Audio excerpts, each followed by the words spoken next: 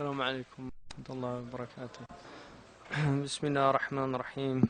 Now, one of the beauties of the creation, and for me one of the greatest proofs of the existence of God, is that if you do not believe in God, you will live in a world that is godless. And I really think that that is a proof for the existence of God. Because if you believe in God, you will live in a world filled with God. But if you disbelieve in God, you will constantly be reaffirmed in your disbelief. And that's why atheists can't understand people that believe in God, and people that believe in God can't understand atheists. Because both of them are seeing a proof for their belief. They really are. And that's one of the meanings, I think, of the hadith, أَنَا عِنْدَ الظَّنِّ عَبْدِي بِي فَلْيَظُنَّ بِيَ مَا شَاءَ. I am in the opinion of my servant. So if my servant thinks I'm nothing, that's what he finds. Allah is in the understanding of the believer. So if you believe Allah is with you, Allah is with you. If you don't believe He's with you, He's not with you. And that's why despair is haram in every Abrahamic tradition.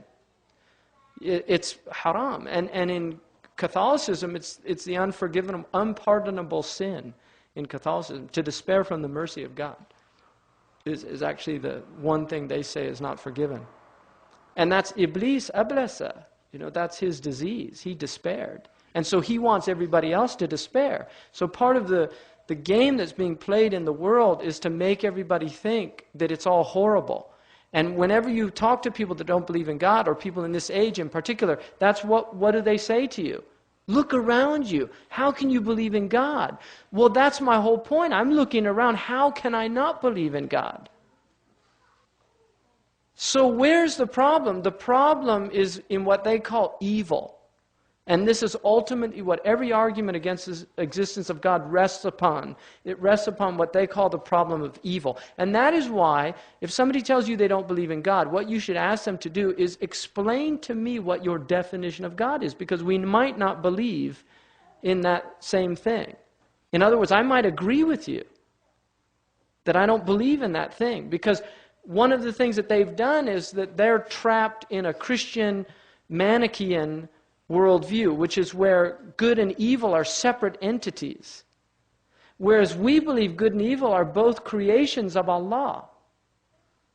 See, the Christians can't explain evil because they say God is all good and God is all powerful. Well, if God's all good and all powerful, how do we explain evil in the world?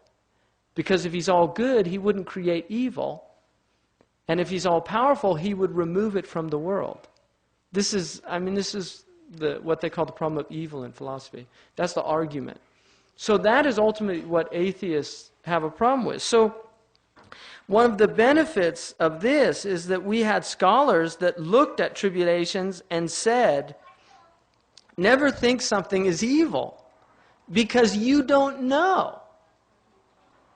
Now, on the one hand, we have a sharia that says killing is evil, right? So if somebody kills another person unjustly, that's evil.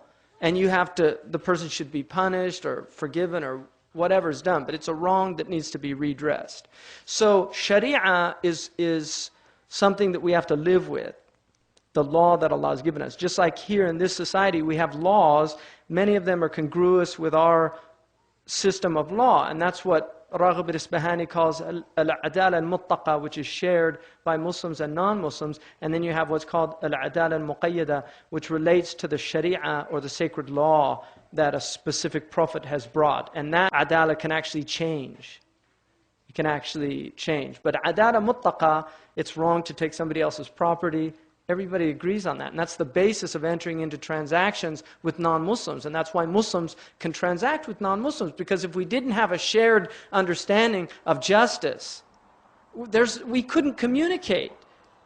But every non-Muslim who's got any brains at all will agree with us on many basic points.